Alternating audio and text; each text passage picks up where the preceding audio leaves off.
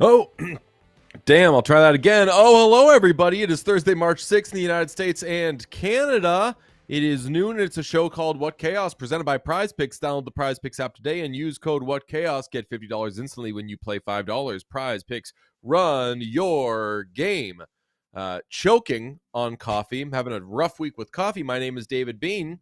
Pete Blackburn is Pete Blackburn. And Sean DePaz is Sean DePaz. I will throw it to... I'll make it confusing. I'm going to throw it to Pete. Hey, I don't really... I'm a little concerned about how tired you sound already before this 24-hour stream. Do you know how often I could tell you sound tired? You're not supposed to say that to somebody. Yeah, well, he also said tired. He also said it to me basically to start, but he was not wrong. I definitely did sound tired. Okay, well, I think we all sound tired. Okay, well, only 36 hours ahead of us.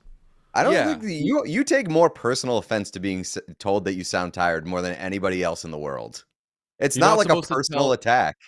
It's just the way things are done. You're not supposed to tell somebody that they look or sound tired. Looking, I think, is more of a demeaning thing. I think that sounding tired is a natural thing. That is, I think totally both are natural. I think both. Yeah. I think people look tired all the time because they're tired. I think people sound tired all the time because they're tired. I don't know. I'm just teasing you. How are you? I'm doing good. I will say, like, I'm a little nervous about how tired I feel this morning heading into the 24-hour stream. Maybe I'm projecting a little bit, but that's kind of what I'm thinking about a lot. Yeah. So I don't know the strategy of what we should be doing leading up to it, because last year, famously, we were up for like 2 days straight, basically, before we did the 24-hour stream. This year, I'm trying to put a couple more safeguards in place to make us be able to do the show as great as we can do it, do this show, do the 24-hour one as well and as energetically as we can do it. We're doing this one remote. We're going to head into the office after, and we're going to get ready, and hopefully that conserves a little bit of energy. But yeah, there's no real plan. All I do know is that for the second straight year, I am doing so much shit after the 24-hour stream, which is a bad idea. Yeah, same. I gotta do CBS stuff during and after, like significantly after the 24-hour stream, like 3 hours afterwards. I know you did NBC Sports Boston hours after, and I was like, you're crazy for that one. The only thing that I did last year after the deadline was like immediately after, and even that was kind of like, what am I doing? Yeah, I'm not driving after. I might even get a ride home after the 24-hour stream. Because like driving for, I don't know, 40 minutes after was a crazy move, and I don't want to do that, and I'm not going to do that. Saturday, though, we are going to the Boston Fleet game, and that's going to be amazing. Right. We're going to see the Fleet take on the Victoire, and then after that, I have just confirmed I'm going to go catch the LA Lakers are in town playing the Boston Celtics, so I'm going to do back-to-back sporting events, as you do. God. Fucking insane. Sean, what are your plans for this weekend? Well, I am also going to the Fleet game. Outside of that, I'll probably be sleeping. Fuck yeah, brother. Okay, well, that's very nice. We do have one more show before we do the deadline stream, and as we've talked about all week, the deadline stream is going to absolutely rock. It is 24 hours of giving you the latest, staying on top of all moves that are made ahead of Friday's 3 p.m. deadline. We will also in addition to reacting to trades, we're going to watch some games tonight, of course. We're going to have a lot of friends jumping on both as guests, and some of them mainly are coming on to check in on us. And the list is very fun. It ranges from NHL people to non-NHL people. It is exclusively people so far. We might get a dog in there. We had a dog last time. We also had Penny, who is an actual dog. That's right. Yeah, Johnny Lazarus will be making another appearance. I think it's safe to assume. I'm really most looking forward to watching the Watchers. We are going to be all over the Insiders again this year, and that's all I really care about. The trades will be fun, and all of the games and stuff that we're going to be doing will be electric. But really, I got to keep tabs on the Insiders. Yeah, if you don't know, last deadline at, I don't know, we were probably 19 or no, we were probably like 15 hours into the stream. It's very early in the morning, and obviously nothing is going on, and we're trying to figure out when do these people start waking up? When are we going to get some activity? Can we get any tweets? And we're waiting for hours for something that just says that people are awake or doing anything.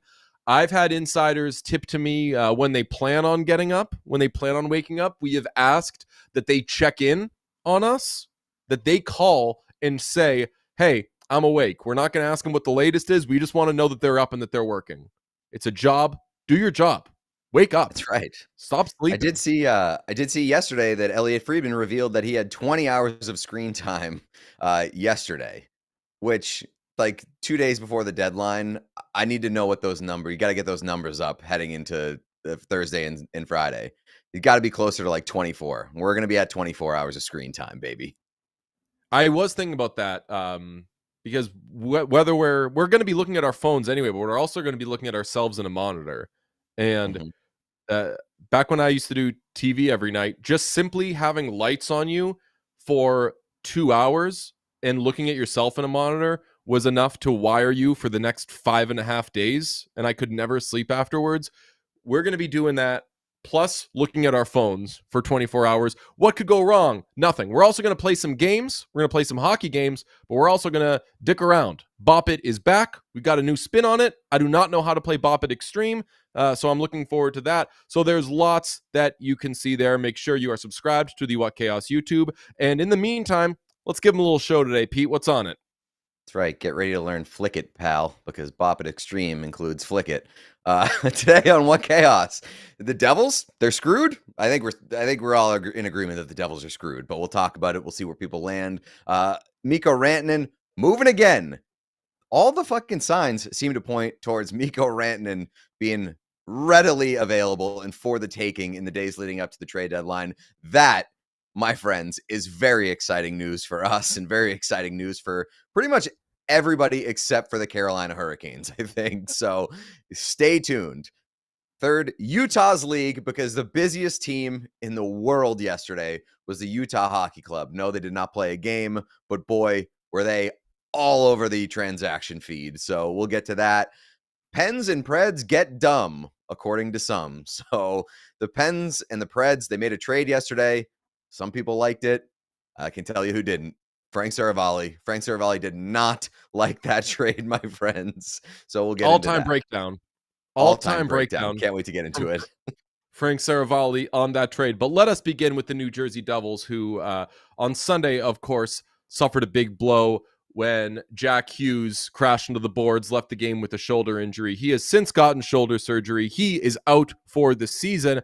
And the Devils, who are third in the Metro, but have the Blue Jackets right on their ass, I think we should say, even though they're in a bad way right now, I'll talk about that in a second, should still probably consider themselves a playoff team. But are they screwed? And what do they do at this deadline? Because they already have shown they're not pulling the plug. They traded today for Brian Dumoulin, sending a second-round pick and a prospect. They don't have a first-round pick this year, but they did have 3 second-round picks, so I'm assuming they moved one of those. But what do you make of the Devils' fortunes right now? I mean, well, the conversation are like whether the Devils are dead or screwed or fucked or whatever adjective that you want to throw in there, or descriptor you want to throw in there. Like, I think it depends on what the expectation is. Like, I don't think this team is winning the Stanley Cup, but could they make the playoffs still? Yeah, absolutely. But Jack Hughes essentially sinks your season, I think, if you're the Devils, because your team was essentially Jack Hughes and Nico Hischier. And if you don't have one of those two, you're pretty much fucked in the playoffs, and you're not going to match up well against like the top dogs in the Eastern Conference. And if that comes back to bite me and the Devils win the Stanley Cup, then so be it. But I'm declaring the Devils, for all intents and purposes, dead in the water right now because of the Jack Hughes absence. I agree that they probably weren't going to win the Stanley Cup anyway, but this is a weird enough year in the Eastern Conference that maybe they were the team that just sort of underachieved during the regular season, finished lower than people thought they would. I thought that they were probably going to push for the top of the Metro. They're not going to do that. But even with Jack Hughes hurt, the best part of this team wasn't Jack Hughes. They do have other guys who are producing offensively, which is good for them. But the Devils' deal is that they're second in the league in goals against, and they have a lot of good defensemen. They've now added Brian Dumoulin to that group. Like, their identity, of course, is that they have a star player, but really, the way their bread is buttered is not necessarily solely by Jack Hughes. And they have a lot of guys scoring goals this year. Meyer, Nason, Jesper Bratt, Nico Hischier. Like, they still have a lot of guys who are producing offensively. I want to say they have like 5 guys with 17 goals this season. So even though Hughes led the team, or I guess was tied for the team lead with Jesper Bratt in points, I don't think losing him means that like they fall out of the playoffs or anything. And for them, I like the Dumoulin move because they should feel after last year, you can't just say, oh, well, whatever, our best player got hurt, so we're out of it now. Who cares? Like, no, this is a team that should be in the playoffs every year. Get back in the playoffs just to show that some order has been restored. Yeah, I don't necessarily disagree with that last part. I don't think that you, like, from a managerial standpoint, like, you still got a hockey team to run and you're still in a position where you can make the playoffs. So, like, because Jack Hughes gets hurt, that doesn't necessarily mean that you punt on, being active at the deadline or trying to improve. But the Dumoulin trade is a little bit interesting to me because, like, I know that they have a surplus of second round picks, but using one on already what you have is like a position of strength is pretty interesting to me for like a third pairing defenseman, especially one who doesn't really contribute offensively when you now need offensive help pretty desperately. And to your first point there with them having several players who produce, I'll point you to this stat, which was sent out by Dmitry Filipovich yesterday. The Devils have played over 1,300 minutes at 5-on-5 without one of Jack Hughes or Nico Hischier on the ice. And they're scoring 1.5 goals per 60 and getting outscored 52-34. So they are like a pretty bad team without one of those two on the ice. That also wouldn't surprise me. Yeah. So like, what they should be adding, of course, is offense because their strength, as I said, is goaltending and goal prevention. But I don't know, like if there's a minor move to be made out there, then I say still go for it, assuming you're not moving a ton of stuff. And also, everyone keeps talking about how this draft stinks. If you move your 3rd round pick or something to shore up your center position, I don't hate that. We'll see what they do. I'll say this though. Go ahead. Can I ask you this question? Would your position on the Devils be a little bit different if they were in the Western Conference versus the Eastern Conference? Because I think my answer is yes. Oh, that you would just bail? I don't know if I would bail, but I don't think that I would look to improve. Yes, I agree with that.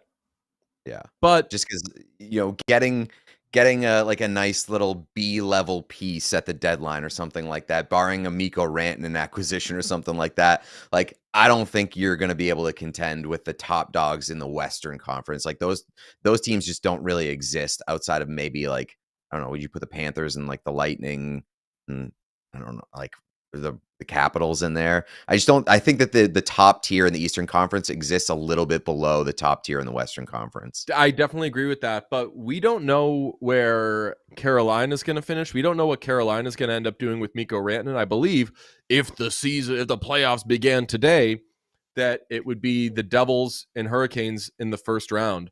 I would favor, I think, the Hurricanes in that series, but and mostly because the Devils have been absolute ass recently, but like Devils, I would peg as a team, even without Jack Hughes, if they make another move, as a team that could win a round in the Eastern Conference. And there's value in that as long as you're not spending a lot. And I'll say again that given what they went through last year and given that they have a new coach, new starting goaltender, have really kind of put a fresh coat of paint on this thing, I think improving the vibes of saying like we're back to a quote unquote winning team and this is a successful team, I think would go a long way for this group going forward. Now, I will note that in their last 19 games, the Devils are 8-9-2.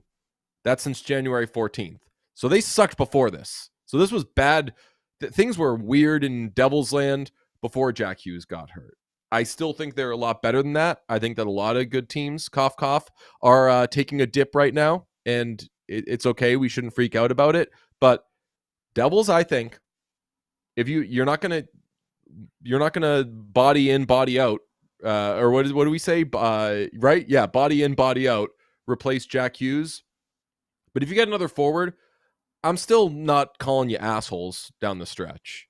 Yeah, but the portion of time that you're looking at where like you said the Devils sucked before this is like a good portion of that was without Jacob Markstrom, who was one of their biggest pieces and biggest contributors to success. So like that's part of the reason why the Jack Hughes injury sucks so fucking bad is because of the timing of it. You finally got Markstrom back, and then boom, Jack Hughes basically dies, and then your season's over. So like, yeah, it's just been a kind of just like a horrible string of luck for Devils fans over the second half of the season, where you've just been like, as soon as one body, it is body in, body out, but not in the way that you want around the trade deadline. You've just got a body coming in and a body going out in terms of like on a stretcher. With Siegenthaler, the Hughes injury gave them over $13 million in LTIR money. So if they wanted to go full Florida Panthers or full Vegas Golden Knights or full Tampa, whatever you want to call it, they could have a lot of fun. But I'll put a bow on this by saying, Devils, I'm not giving up on you. Maybe I'm stupid for that, but yes. I have officially given up on the Devils because I placed a preseason wager on the Devils to win the Stanley Cup. I cashed that out literally yesterday. And no! Yeah, I brother. love that. Yeah, I love that. guess for a whopping 17 cents. I was like, it's better to have 17 cents in my pocket than not have 17 cents in my pocket. There is no way the Devils are winning the Stanley Cup without Jack Hughes. Give me that 17 cents.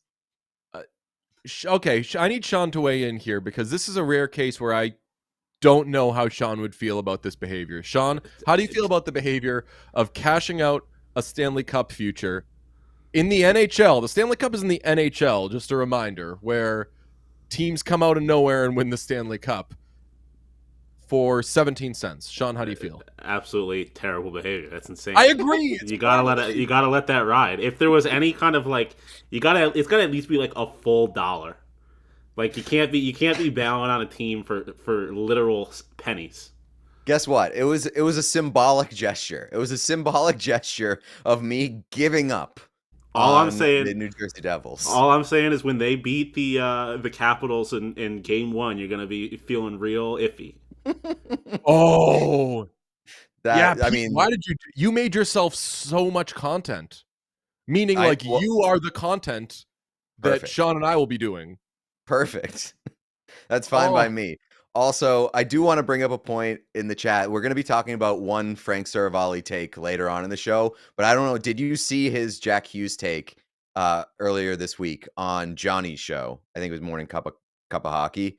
He basically said, I'll sum it up for you as quickly and as succinctly as I can. He basically said the Devils are going nowhere fast and that they can't win with Jack Hughes as the centerpiece of their team because we saw who he is in big games during the Four Nations tournament. How do you feel about that take, and do you agree? I don't agree with the take, but I love the take. It's a great take. And by great, I mean like great, big, like, yeah. like that's a powerful take. Great job. It's what I want out of Frank. I want Frank the insider, and then like Two-Face on the other side. It's Frank the absolutely insane take artist. Fuck yeah, brother. I love that because people might disagree with me, but largely when someone has what you deem to be a hot take, if it's a real player, if it's a Stephen A. Smith, if it's a Frank Saravalli, yes, I'm saying those two people in the same breath, they actually aren't forcing anything. They just believe it strongly, so they're saying it. I used to get shit like this all the time when I would be like, guys, I don't think Mac Jones is very good. Oh, that's contrived. You're just saying that because we all like Mac Jones. Like, no, I'm like trying to tell the people who like Mac Jones, like, hey, just a heads up. Like, don't catch feelings here. That guy might stink. So I don't think that Frank is saying that to like fuck with people. I think that sometimes there's joy that comes out of when people are going to be really pissy about you speaking your truth. So maybe you lean into it a little there, but I disagree. Is a one dropped forced from our dear friend Frank Saravalli. Oh yeah, I believe wholeheartedly that he meant it. And maybe it's a little bit of his Philly coming out, but I truly, truly love that he said it and that he stands behind it and that I know he believes it. We do have breaking news, by the way. I have committed to doing more TV right after the 24-hour trade deadline show. What is your latest hit? It's like right after, so okay. I'll be done by 7. Fuck, I got to do one at 8. That's fine, but it's remote. I said I'm okay. Oh, I said I'm doing mine studio? remote. No. Okay. I'm calling the shots. Old tired Deej is. I'm gonna be lying down, and that's how you're gonna get it. But looking forward to it. My 8 p.m. is the third and final of a three-peat that day for CBS. There is a good chance that they see me in one of the first two and then say, we'll find somebody else for 8 p.m., please, and thank you. You know what you should do? And I can do this too. Just be like, oh, you know what? I'm really tired. I've done a lot of stuff. I get you a guy who's great, really polished, and you just get them me. And I'm in the same exact situation, really tired. I tell NBC Sports boss, I'm like, I can't do it, but look, I got this partner who's great. He's on top of everything. Yeah, you want different? I got him for you. This guy's got none of the Deej cologne on him at all, and it's just you. They're like, fuck, we've seen that guy. That's the other one. Ryden says, DJ Bean from Bed Hit. That'd be so funny. Just blanket pulled up to like your nose, just doing your hit from your laptop. I do want to say it wouldn't be the first time I in Phoenix we did a podcast from our hotel beds. So I did a Sun Devils pod just laying in bed. Fuck yeah, brother. Man.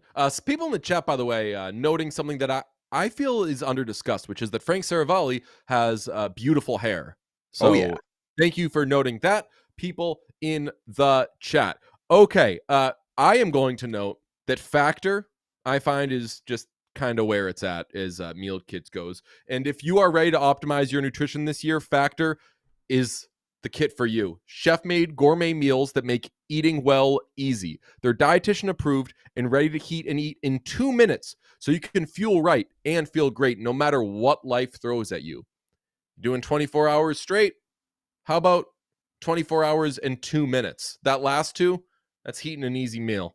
And then you eat and you're ready to go for however much longer you want to be up. With 40 options across 8 dietary preferences on the menu each week, it's easy to pick meals tailored to your goals. That means that if you're thinking, I want to be a little low on the calories this week, I'm watching that. Cool. Calorie smart. If you're bulking, if you're lifting weights, doing all that stuff, you want some protein?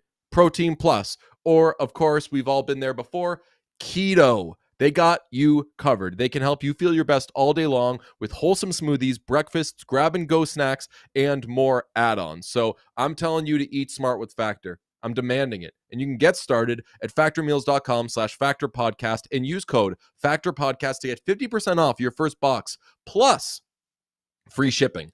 That's code FACTORPODCAST at factormeals.com/factorpodcast to get 50% off plus free shipping on your first box. Ryden in the chat says, I need some shades, guys. Any suggestions?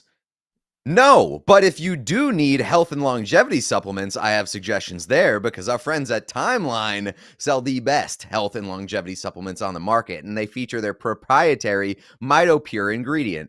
What is MitoPure? You're probably asking that if you're a dumb nod science knower. Well, it works with the cells in your body to help reverse age-related decline. We're all experiencing that every damn day. The benefits include increased strength, energy, and endurance. We're going to need energy and endurance today. So, Timeline, hook us up. They've done 15 plus years of research, and they've got 30 plus patents for their products. Timeline, they got the MitoPure, baby. MitoPure all over the place. Cells in your body are like the building blocks of life. So why don't you take care of them? Recharge your cells, help your body's systems to work better and more efficiently. Clinically proven to rejuvenate health at the cellular level. You can't get any deeper than that, than the cellular level, I believe. So, I think that is MitoPure, right. put it in your body. If you're starting to feel the age catch up to you, ask Timeline what they can do for you. Go to timeline.com/chaos and you'll get 10% off your first order. Right now, Timeline's giving you 10% off your first order of MitoPure. Go to timeline.com/chaos to get started. That's timeline.com/chaos. Anybody who is checking out the show for the first time on the YouTube watching live, make sure you smash subscribe. That way, every time we do something, you get it, and it'll be easier for you to watch the 24-hour trade deadline stream that we have coming up in just a few hours. To the latest on the NHL trade deadline, where Mikko Rantanen reportedly will not sign with the Hurricanes. What else is new? That means that the Hurricanes are indeed shopping him. This from Pierre LeBrun, probably as expected, but league sources confirmed that Carolina has received clarity from Mikko Rantanen's camp as far as not being ready to make a decision on the team's contract offer by Friday's trade deadline. That's a nice way of putting it. Hence, Carolina talking to teams and seeing for real what the trade market is for him. It comes down to weighing best trade offers on the table versus keeping Rantanen as a rental. Let's see how it goes. Dave Pagnotta adds, as the Hurricanes continue to engage in Rantanen trade discussions, I'm told by multiple sources that the Panthers are one of the teams that have expressed serious interest. Pete, I think that if you're going for it this year, which the Panthers clearly are, you should have serious interest in Mikko Rantanen. There's no way that if this guy moves again, it's going to be to someone who's kind of got like 1 foot in, 1 foot out, right? Yeah, but I'll ask this question. Does the NHL really need 2 Vegas Golden Knights?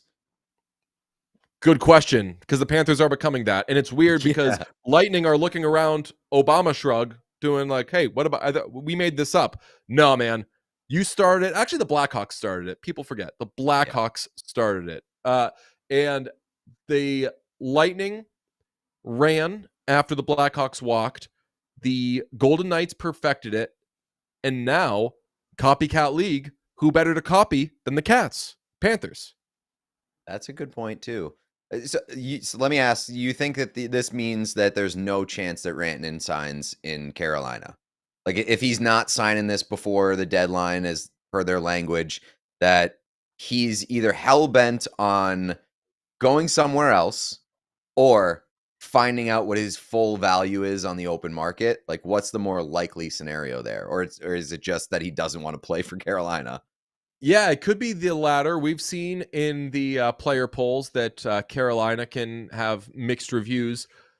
I wish we had an insider, or I wish that either one of us were plugged in, because I'm wondering what the number is that he'll just shut the fuck up and sign. Is it 14.5? Like, is it like what? Yeah, like what is the number and what are they throwing at him? There's no way Carolina made that trade unless they were like, we're signing him. Right. And clearly this has proven way more difficult than they anticipated. But what is the AAV? Is it 14.5? Is it like, what will get him to say, yes, I will move on from my principles and I will stay a Carolina Hurricane?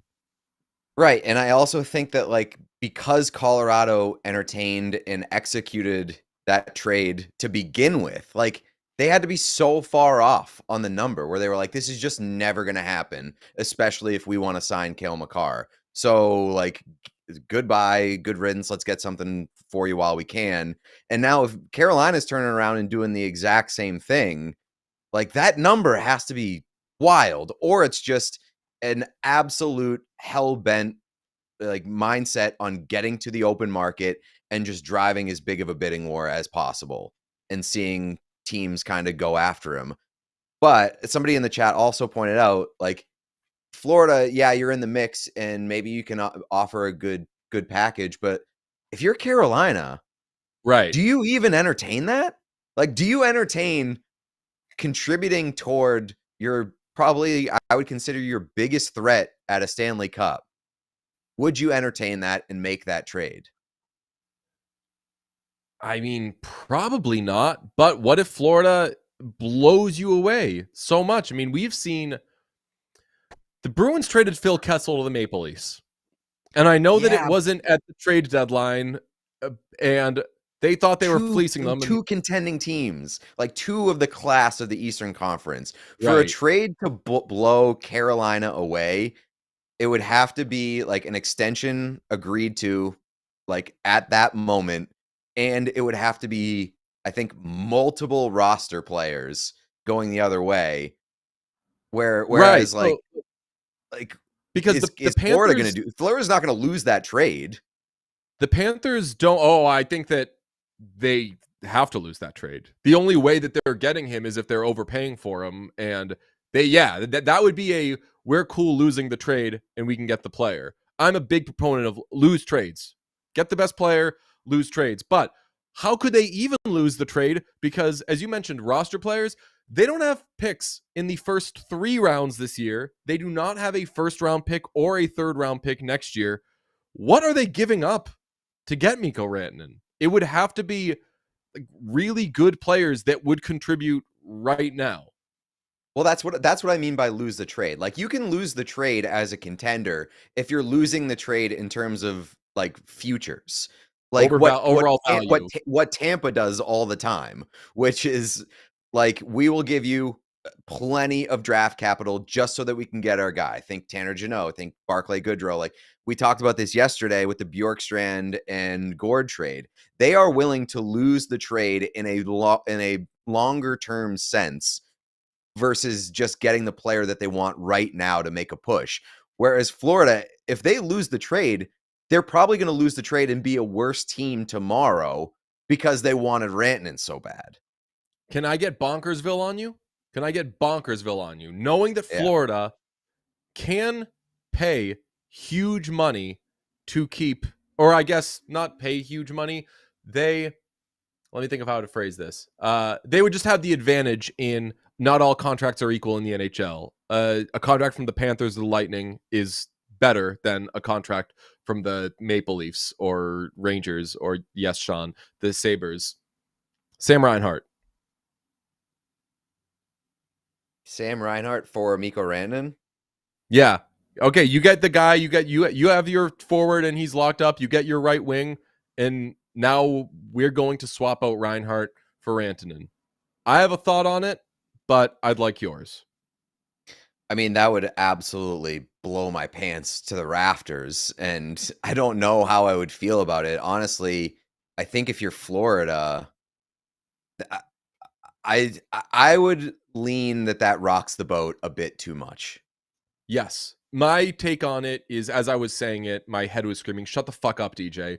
Sam Reinhart makes $8.6 million and is like a face of you winning the Stanley Cup. Get out of here. You're not doing that. But if they were ruthless, if they were on some like Danny Ainge shit, then that's what they would do. I also think that Sam Reinhart probably more fits the identity that Florida wants to play with rather than Mikko Rantanen. Not saying that he's a better player than Mikko Rantanen, but I think that the reason why they like Sam Reinhart so much and wanted to keep him for as long as they could was because he is a perfect fit for the identity that they want to play with. Yeah, that would be insane. That would be, as the chat notes, you want body in, body out at the deadline. Sam Reinhart on an 8-year deal for UFA to be, I ain't signing with nobody, Mikko Rantanen. Another thing on the Rantanen thing, money-wise, is it possible? Because there are two teams now that, as you noted, have been like, fuck it, I guess we just can't sign this guy. The Avalanche were always thinking that, I would assume, because they were coming with some like, hey, we don't want you to make more than Nathan McKinnon. Okay, well, then you're not trying to sign him. Well, go away. Not necessarily just because of that, like, but also because they have Cale Makar coming up. Yes, and you don't like Carolina's in a position where they could just hand over a blank check to Mikko Rantanen if they really wanted to. I wouldn't advise it, but like they don't have what Colorado has in terms of massive commitments. Yes. So be that as it may, and that is all correct, the Avalanche knew it was unlikely they were going to be able to sign him. The Carolina Hurricanes have found that out. What if Rantanen's just like off the reservation and is like, you see, I was reading about this. LeBron James makes $48 million a year. When I got to get a piece of that. That's what I'm trying to get. That's what I want for me and mine. And teams are like, what? You're trading you. And he's like, all right, cool, because I'm getting that 48 mil or something like it. I mean, I'll tell you what, I haven't really thought much about Mikko Rantanen's personality and like his like stableness before this season, because he was always just, at the very least, at the very worst, the second craziest person on his team, because he played on a team with Nathan McKinnon for so many years. Now, I have to question if he might be insane, just not knowing what him and his camp are looking for at this point. How do we title this conversation that we just had about Mikko Rantanen on YouTube? Is it just going to be like, what's Mikko Rantanen's deal? Question mark. Is Mikko Rantanen certifiably insane? Is Mikko, and it's Mikko Rantanen and LeBron James. Like, what's he after? Brock Nelson, per Pierre LeBrun, Brock Nelson situation still in flux. No guarantees. Still that Lou Lamoriello trades him, although that seems to be developing as the most likely option. Minnesota, Winnipeg, New Jersey, Colorado, Toronto among the list of teams with interest, but there are others. Minnesota, that would be dollar in, dollar out. That would be dollar in, dollar out. I'll just say my whole reaction to that is, Lou, stop with the we're not sure if you're going to trade. Like, do the only interesting thing that the Islanders have done this year and trade guys, please. Yeah. I mean, to go through this whole show just for the Islanders to re-sign Brock Nelson to like a 6-year, $7 million deal would be it would be so perfect for the Islanders, but so horrible for the rest of us. Like, thank God for Mikko Rantanen being potentially insane, because Brock Nelson was at the top of the trade board, and we can't rule out the fact that he just signs the most boring possible deal to stay on Long Island. Let's talk about the San Jose Sharks, who yesterday traded a 2028 fifth-round pick for Vinny Desharnais, who is now on his third team this season. He signed a 1-year deal with Vancouver. It actually may have been a 2-year. I can't remember. Signed with Vancouver, was traded to Pittsburgh, and now has been traded to the Sharks. I don't know why they're doing that, but the Sharks, who have already traded Mikael Granlund and Cody Ceci, have found, per Pierre LeBrun, who I got to say is just cooking right now, returns that have found that returns in recent trades have them thinking, maybe we trade Mario Ferraro, because everybody's getting so much stuff for defensemen.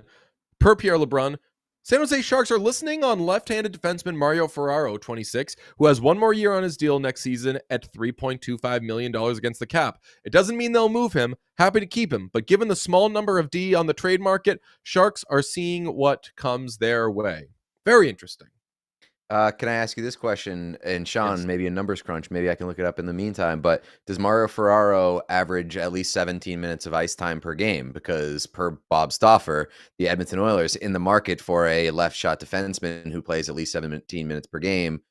Oh, look at that. He averages 21 minutes per game. The Oilers You like Mario could have their fingerprints all over this. I'll say it does give them flexibility. Not a lot of money. He fits the mold of exactly what they're looking for, but It's not good enough is my right. issue. Yes. No, you know who I want for them? and this is not original. I've just stolen it from other Oilers people. Jamie Alexiak. Yeah, that's Just fine. get it done. Yeah. The Looks Vinny like Vinny Desharnais. Desharnais thing is very funny, and I think that there is two takeaways from my end about that. It's one, very obvious the Sharks are committing to the tank. Number two, I just want Vinny Desharnais to get, no disrespect to Vinny Desharnais, but like I just want him to get traded all the time. One more Like, time. just no, so many times. How many times can we trade him before tomorrow's deadline? That's my number one storyline for the trade deadline this year. Vinny Desharnais, how many times can he show up at a place and that place go, "Oh, no thank you. Move along." Well, that brings us, the idea of flipping someone who was just acquired brings us to the Penguins, who traded Mikko Rantanen and a 2026 fourth-round pick to the Predators for Luke Schenn and Tommy Novak. And I said in our group text when it happened, like Tim Heidecker voice, huh? Why? Like, Bunting is out indefinitely after an appendectomy. So that's not happening. Schenn, reportedly from Chris Johnston, could be flipped. He says, it's certainly possible the Pens flip Luke Schenn. A team in their position has to consider everything, but there's nothing pre-baked here in terms of another shoe to drop immediately. They like his leadership, character, and toughness, and he signed through next season. The most important reaction, can I get yours, actually, before we get to Frank's? Yeah, I like it for Pittsburgh, just in the sense that, like, what does Mikko Rantanen do for you? And if you can get Schenn and Novak, flip Schenn, and then just kind of see what Novak can be for you, because Tommy Novak is one of those guys where, like, he's been super exciting and super fun to watch. And, like, the Penguins obviously need those guys, especially up front. Just see if you can hit a spark with Tommy Novak, because it will be very cool. And, like, Mikko Bunting's not giving you a ton. So just see what you get in Novak, and if it flames out, then whatever. Who gives a shit? I agree with that. High activity is what the Penguins are doing, because they should just be dumping guys, but instead they're trying to figure things out. Let's get Frank Saravalli's read on it per the DFO Rundown Live this morning. I will say that the Luke Schenn trade to Pittsburgh really caught my attention, because on the surface, this is arguably the dumbest hockey trade that's been executed in the last 25 years. These two teams that are so far out of it shouldn't even be allowed to call each other when it gets to the trade deadline. I'm not even kidding. I love that idea. And I love that from Frank, because Frank rules. Just super spicy. I love that depending on where you are in the standings, there are some teams you're not allowed to call. I do love gatekeeping who is allowed to call each other at the trade deadline. That's amazing. Good job, also, Frank. Like, what was the Martin Erat Philip Forsberg trade? It wasn't a hockey trade, but it was like kind of close. I think Frank was saying just like, why did this happen? You're all being so stupid. But Erat for Forsberg, everybody was like, it was kind of like back in the day, the Mets traded a young MLB ready prospect named Scott Kazmir for stupid, useless Victor Zambrano, and everyone was like, "Whoa, are you sure do you know what you're doing here?" And right away, the Rays called up Scott Kazmir, and he was so much better than Victor Zambrano, and they had Scott Kazmir for a million years. That's what Erat for Forsberg was, where people were like, "Is there Capitals? Is there something that we don't know about this? Are you sure?" This, I think, Frank is saying, why did any of it? Like, both teams are done. You're all stupid. Don't talk. What led to this? How did you two end up even talking to each other? I love that. I do love it, but I also I love the idea of that happening, even if that's true. Even if that read on it is very correct, which again, I think Pittsburgh has a little bit more reason here. I like the idea of two teams being like, hey, everybody else is busy and we're not really doing any big deals. Want to just, what about us? It's Maybe like the you and two me kids who haven't been split up? asked to like prom, who Yeah. are like, well, I want to go to prom. You want to just go together? If we're not That's married by 30, if we're not busy by 8 p.m. the day before the trade deadline, should we just do something? bad teams need to have trade pacts. Yes, 100%. If by 3 p.m. we're not even getting a call, if by 2:55 we're not even getting a call, why don't you give us Michael Bunting? We'll give you Luke Schenn or something. I don't. Oh, you know, it would be such a fun practice is that like if at the end of the trade deadline, teams had to just like submit a card with like 3 players on it. And if you haven't made a deal that day, then like 2 of those teams just have to open up another team's card and trade for one of those players and figure out a trade. That seems like I that don't hate has the that. energy of what just happened here. Utah Hockey Club, very high event because they don't play games anymore, as what Chaos Memes pointed out to me on Twitter, because I noted that they were very busy, and he was like, no, they're not. They don't play games. But what they do is business, such as signing everyone. Yesterday, the team announced they extended Ian Cole, which I loved, but somebody noted to me prevents a greater number of Ian Cole bowls. Oh, well. Then they announced they extended Alex Kerfoot. Both of those deals, one times $3 million. 1 year, $3 million AAV. The big one, though, that made me say, whoa, was 5 years times $4.75 million for Karel Vejmelka, their goaltender. We discussed as being a good fit for a lot of teams at the deadline. Instead, they keep him. He's 28 years old. He's in his 3rd NHL season. He was a 900-ish guy before this season. He's 910 this season. Loved him. We were at the game against the Hurricanes where he was awesome and then gave that iconic celebration when they announced him as the first star of the game. Like, all kidding aside with the Cole and Kerfoot stuff, I love that signing of Vejmelka. I do not, but I will couch that with I don't know shit about goaltending, and goaltending always surprises me. And I just think from my dumb brain and my dumb eyes when it comes to goaltending, what I see from Vejmelka is not.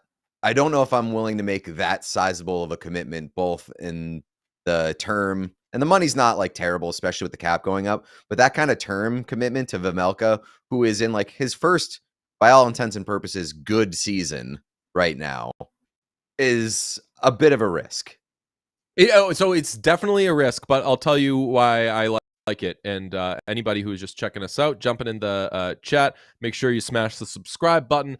The reason I like it is because in 3 years, $4.75 million is going to be like ace backup money. And I think that he probably, because he's trending, he's gotten better and better. I think that by then he is ideally in his early 30s, like a solid starter. But if not, then I think that he'd be a really good backup at that point, and the money won't be prohibitive. 5 years, like it's an investment. It's a commitment, and I think that if anything should scare you, I guess it's the term more so than the money for me, because I think that next year, even if he falls off the face of the earth, like goalies have up and down years, but $4.75 million is not going to kill you. It allows you to pair him with somebody else, depending on what Ingram is. I like this. I like that they're busy. I joked that it's just practice for when they get Mikko Rantanen today or tomorrow and extend him. But now that we know he wants LeBron James money, or that we've decided that, who knows? I love Bill Armstrong being busy at the deadline, not even making trades. Just like he's like, I just want to be busy. Chat's accusing me of hating goaltenders. That's not true. I for the most part, I dislike paying goaltenders. I just think that That's fair. goaltending is so fickle and so unpredictable that, like, unless you have a Connor Hellebuck, unless you have an Igor Shesterkin, like, I wouldn't pay more than you feel like you have to for goaltending. And with the work that Utah is doing yesterday, you mentioned they don't play games. Well, they don't play games with their own players either, because they'll just give them contracts. And this feels like yesterday was like a good bit of treading water for the Utah Hockey Club. And like, I don't know, like none of that excited me. None of that excited me. And I know that they've been like a team that's taken a step forward, but like, you can sign other new players too. You don't always have to just commit to running it back. Doesn't it intrigue you, though, that 2 days before the deadline, they're getting a bunch of housekeeping done? That could suggest to you they're getting ready for something. They want to know where they stand at the beginning of next season. They're like, okay, come next season, we definitely have these guys, and this is what the roster looks like. Now we can move these guys.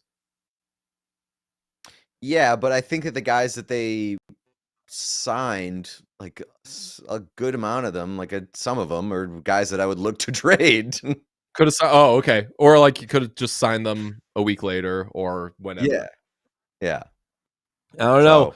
GMBA spoke very highly of all three players, and in him I trust. In a Slate Grade, I trust, as I tell you, not the last time, but I'll keep telling you that the deadline stream is today at 5 p.m. Lots of guests, lots of games, lots of game watching, and the games that we might be watching are these ones. Utah Hockey Club at the Detroit Red Wings, 7 p.m. Eastern. Sabres at Lightning. I won't do bowls for this. I'll skip over it. Sabres at Lightning, 7 p.m. Eastern. That one's on ESPN. Then Blue Jackets at Panthers at 7 p.m. Jets at Flyers, 7 p.m. Eastern. You got the Bruins at the Hurricanes. What could go wrong? Bruins and Hurricanes Bruins haven't gotten smoked by the Hurricanes at all. Nope. This season. Nope. Not at all. That's at 7. Kraken at Predators, 8 p.m. Eastern. I'll be skipping that one. Flames at Stars at 8 p.m. Eastern. Canadiens at Oilers, who are trying to dig themselves out of some weird stuff at 9 p.m. Eastern. And then getting tucked in kind of early. Not good for us. I could have used the late tuck. But the Sharks at the Avalanche, that's a nice little tuck. Tucky. It's an A-, obviously. But there's some good ones in there. What do you think, Pete? I think Canadiens Oilers has game of the year potential, just in terms of high event, just nonsense. That could be an 8-7 game overtime winner for the Oilers. I can't tell if I should share this, so I will. I had a dream last night in which a number of things went wrong, like in my life. And one of the things was the Oilers lost in the first round of the playoffs. Oh, yeah. That would feed families. It was a bad dream, brother. So that makes me more nervous around this deadline. And I won't tell you who beat them. I will. It was the Kings.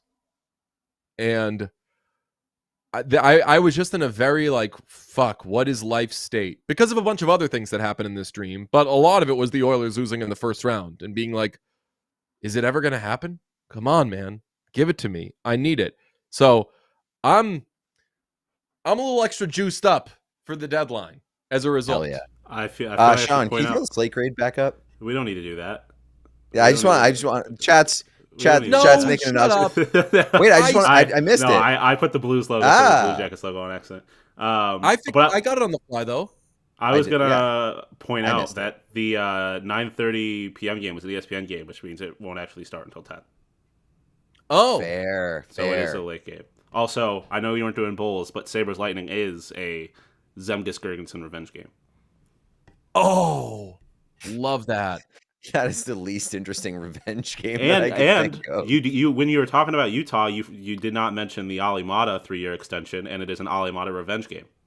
Yes, also Ali Mata. I'm so sorry. Bruins Hurricanes, by the way, I can't help myself. That's a Joe Corvo Bowl. It's also a that's a Dmitry Orlov revenge game, and it's a Sergei Samsonov Bowl. It's a Tomasz Kaberle Bowl. So there's that. Friends, this has been a very fun show. This was supposed to be our conserve our energy, just give them the news, but we can't help ourselves. We cooked. The ranting conversation, maybe the best conversation I've ever had in my life. So there's plenty more where that came from.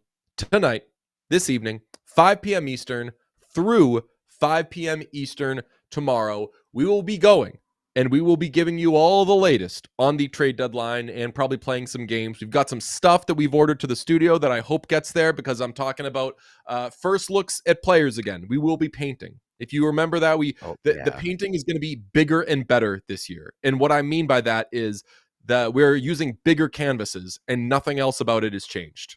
The canvas, but it will be bigger. So I might use the crayons. We'll see. Sprinkle in a little. I mean, I got oil pastel.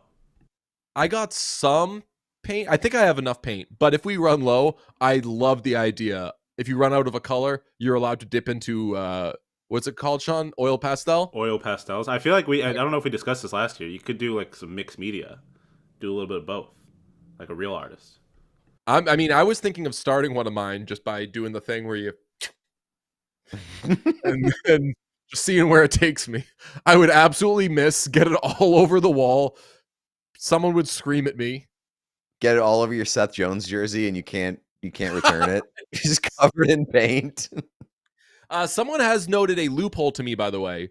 They said I could do the Seth Jones trade-in now and then keep waiting for prices to plummet on that Seth Jones Winter Classic jersey and just buy it again. That's true. That is true. I think it's $95 right now. I'll be honest, or $90. That's what I got it for initially. Trade it for a Panthers Seth Jones jersey and then flip that when they trade Seth Jones for Mikko Rantanen. Oh, yeah. Oh! You can get a Sebastian Aho. Oh, no, you'd have to get a Seth Jones. You get a Seth Carolina Jones or any Panthers jersey. Quick late breaking update from David Pagnotta. Mikko Rantanen is open to signing an extension with, quote, the right team as part of a sign and trade. It's one option believed to be available in a fluid situation, would help maximize the return for Carolina. Everything seems to be on the table, including the Canes keeping him. So, like, he probably has a short list of teams that he wants to sign with long term, and he's either willing to go to free agency or just wants a trade and a contract with one of those teams, or the LeBron James, and also $18 million a year. Yes, upwards of $25 million a year. We also have super chats. Sean, can you throw some of those up if they are appropriate? John Evans says, coffee funds for the 24-hour stream so no one has to be told they sound tired. Perfect. Thank you, John. Much appreciated. Josh Hutchinson says, are you guys going to watch the new Severance live on stream or just live in fear of spoilers? I have thought about that. I don't know what we do, Pete. It would be terrible behavior if we just turned away for an hour. We can't do that. Yeah. But I am very worried about Severance. What we could do. Severance. Mute the word Severance on Twitter. I know that's true. But we'd have to mute it in the chat.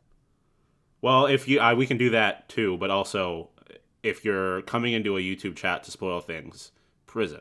Like you should be arrested for a very long time. Sounds like something someone would do online though. But yeah, we can mute. I mean, there's ways around it, I guess, but you can mute words on the Here's what we could do. This might not be good behavior either. We could take 1 hour shifts in which we watch Severance separately, and then we come back and meet, and then we discuss, or maybe not discuss, Severance and what we took in our individual viewing sessions. That is a great idea. I'm only agreeing to that is if I also get an hour to watch it with no context because I have not watched any of the series. Yes, that would be so funny. And we can we'll put on the screen like Pete's status watching Severance. Severance spoiler hour too, like at 4 a.m. where it's just there's nothing going on. If you're tuning in and you haven't watched Severance yet, beware, it's Severance spoiler hour. Everything I've heard suggests that this will be a super easy show for me to pick up on the most recent episode.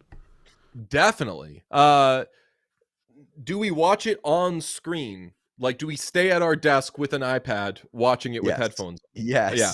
Or we could do a Severance cam. Like someone could be off in another area. Oh, we have them in just in the lower B studio. Yeah, we have them in the lower watching. Severance cam, and then it'll just say status watching Severance. Yes. Not a bad idea, Sean. Not a This is bad idea. Okay, friends, we will see we you got at one more. 5. Oh, no, One more. sorry. We have one more from Melissa. I apologize. Happy trade deadline Eve, says Melissa. It's been too long since I've been able to catch a live episode. Thankful for this slow day at work since I've missed this. Thank you, Melissa. You absolutely rock. Thanks to our friends who have super chatted from both the United States and Canada. But feel free to jump in wherever you are. We European friends, we need you in the middle hours of this stream show, or I'll say like a third of the way into the stream. That was a part of the stream last year that I forgot about, was having some of our like Swedish whatnots. Yeah, we had in some the good live chat. numbers. Like, by good numbers, I mean I think we still had like triple digit people when. Oh yeah, we never dip below 400. Oh wow, Yeah, that's amazing. All right, well, Pete, tell them to like it and everything, but yeah. if you are not subscribed to the YouTube channel, please do that now. We would very much appreciate it. Also, if you want to like this video, go ahead. That's the thumbs up button right below the video player. We would very much appreciate that like as well. Hammer it, hammer it, hammer it. If you're on audio, Apple Podcasts, Spotify, any of those places, 5 stars, review, all of that stuff helps us. Thank you very much. Please tune in to the 24-hour stream. We are going to split it up into 2 12-hour videos because YouTube will kill the video and not make it replayable if you extend beyond their 12-hour limit. So there will be a part 1 and part 2 running basically one after the other for the 24-hour stream. Please be there. Please help us out. We kind of have to thrive off of your energy and feed off of your energy. You being there makes it a lot easier for us, as well as trades make it easier for us. So be there. And then NHL GMs, if you're listening, hammer those phones, make some deals. Keep us alive. We will see you at 5 p.m. Can't wait. Love you. Talk soon. We all silly like the mayor.